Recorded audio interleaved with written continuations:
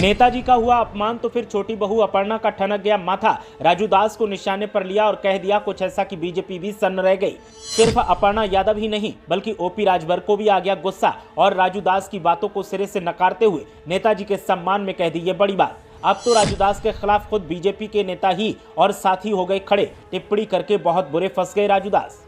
हनुमानगढ़ी के संत राजू दास ने जब से नेताजी के नाम पर टिप्पणी की है उसके बाद से ही उनके खिलाफ आवाजें बुलंद हो रही हैं। सिर्फ सपा नेता ही नहीं बल्कि अब तो बीजेपी नेताओं और सत्ताधारी पार्टी के सहयोगियों ने भी राजू दास के खिलाफ मोर्चा खोल दिया है। इस मामले में बीजेपी नेता और नेताजी की बहू अपर्णा यादव ने सीधा वार करते हुए माफी की मांग कर डाली है। तो वहीं ओम प्रकाश राजभर ने भी इस टिप्पणी पर नाराजगी जाहिर की है। मुलायम सिंह यादव पर महंत राजू दास के बयान पर अपर्णा यादव ने कहा कि ऐसी गलत पोस्ट करके आपने अपने आप को चमकाने के लिए ये काम किया है। इतने बड़े आप समाज से संबंध रखते हैं, आप ऐसी निकृष्ट बात करते हैं जो आपसे अपेक्षित नहीं है। अगर आपने किया है तो आपको इसकी माफी मांगनी चाहिए। अपर्णा यादव ने कहा कि सार्वजनिक जीवन में इस तरह की अभद्र टिप्पणी नहीं करनी चाहिए। किसी को भी ऐसी टिप्पणी नहीं करनी चाहिए। जो भी व्यक्ति जिम्मेदार है, जो भी व्यक्ति एक परंपरा से आ रहा है, कहीं से संबंध रखता है, उनको तो बिल्कुल भी नहीं करनी चाहिए थी। आप एक सिद्ध पीठ से आते हैं, आपको ऐसा कृत्य नहीं करना चाहिए था। ये आपसे अपेक्षा नहीं थी।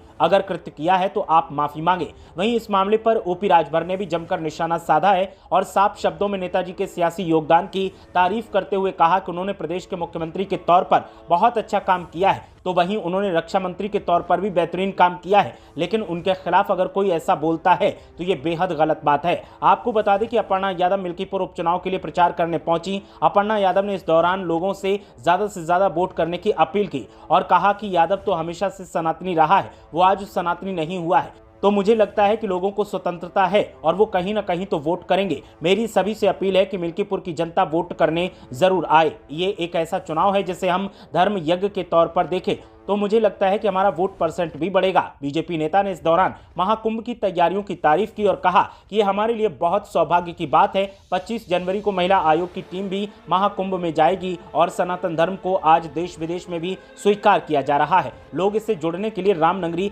अयोध्या भी आ रहे हैं। अपर्णा यादव ने जिस तरह से संत राजू दास को लेकर के बयान दिया है उसके बाद से बीजेपी में ही खलबली मची हुई है और समाजवादी पार्टी के तमाम नेताओं का कहना है कि भले वो बीजेपी में है लेकिन उन्हें पता है कि अपने बुजुर्गों का सम्मान कैसे करना चाहिए और अगर उनके बुजुर्गों के सम्मान में कोई भी अपमानजनक बात करेगा तो उसको कड़ा जवाब देना भी अपर्णा यादव अच्छे से जानती हैं। और इसीलिए उन्होंने नेताजी का सम्मान करते हुए उनकी साख को घटाने वाला जो बयान दिया गया है उसको लेकर टिप्पणी की और राजू दास से कहा कि सीधे तौर पर आपको माफी मांगनी चाहिए। ब्यूरो रिपोर्ट, मीडिया हलचल।